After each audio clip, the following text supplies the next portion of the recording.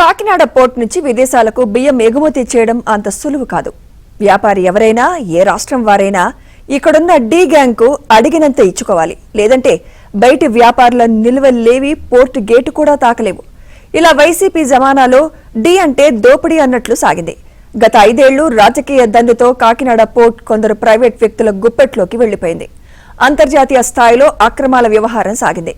బడా నేత అంతర్జాతీయ స్థాయిలో దోచుకున్నారనే ఆరోపణలు వినిపిస్తుంటే ఇక్కడి చోటా నేత సైతం అధికార అండతో చక్రం తిప్పేశారు. ఆలస్యంగా వెలుగు చూసిన ఓ ఘటన అడ్డగోలు దోపిడీకి దర్పణంగా నిలిచింది.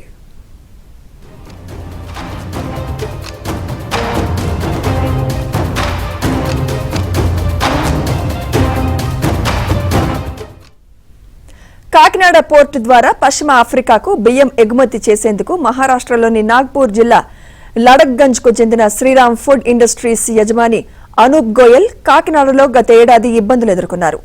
కోట్లలో లంచాలిస్తే తప్ప సరుకు కదలలేదని కొందరు బెదిరించారని కాకినాడకు చెందిన కీలక ఎగుమతిదారులు Chinnababu Reddy, Vipin Agarwal, Lakshmi Venkateshwar, hygiene foods director BV కృష్ణారావుపై గతేడాది నాగ్పూర్ పోలీసులు కేసు నమోదు చేశారు. ఆర్థిక నేరాల విభాగం ఈఓడబ్ల్యూ ఈ ముగ్గురికి నోటీసులు జారీ చేసింది. దీనిపై అప్పట్లో మహారాష్ట్ర మీడియా కోడై కూడా కూసింది.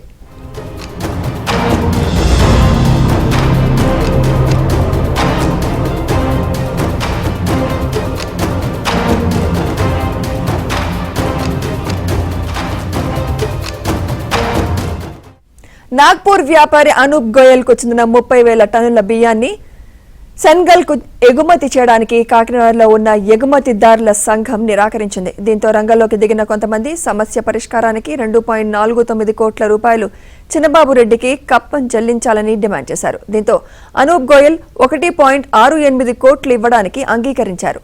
సొమ్ము సంఘం ఖాతాకు కాకుండా Lakshmi Venkateswara hygiene foods private limited ఖాతాకు బదిలీ చేయాలని అవతలి వారు సూచించారు. అయితే సొమ్ము చెల్లించని నాగ్పూర్ వ్యాపారి బియ్యం నిల్వలు సెనెగల్ కు చేరుకున్న తర్వాత అక్రమ వసూళ్లపై లక్కడ్గంజ్ పోలీసులకు 2023 ఏప్రిల్లో ఫిర్యాదు చేశారు. కానీ రాజకీయంగా పావులు కదిపి గోయల్తో రాజీ చేసుకుని వ్యాపారానికి ఫుల్ స్టాప్ పెట్టారు.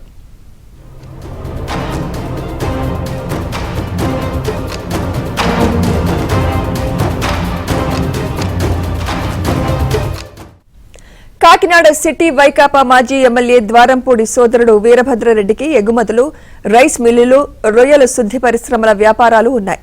నాగ్పూర్ వ్యాపారిని బెదిరించి డబ్బులు వసూల్లో కీలకమైన చిన్నబాబురెడ్డి ఈయనే అనే ప్రచారం సాగుతోంది. వీరభద్రారెడ్డిని స్థానికంగా చిన్నబాబు అని పిలుస్తుంటారు. ద్వారంపూడి బంధువుల్లో చిన్నబాబు అనే మరో వ్యక్తి ఉన్నారు. గత పాలనలో కీలక వ్యవహారాల్లో ఈయన కూడా చక్రం తిప్పేవారు. బెదిరించి వసూళ్లు చేసిన కేసులో కీలకం ఎవరనేది స్పష్టత రావాలి.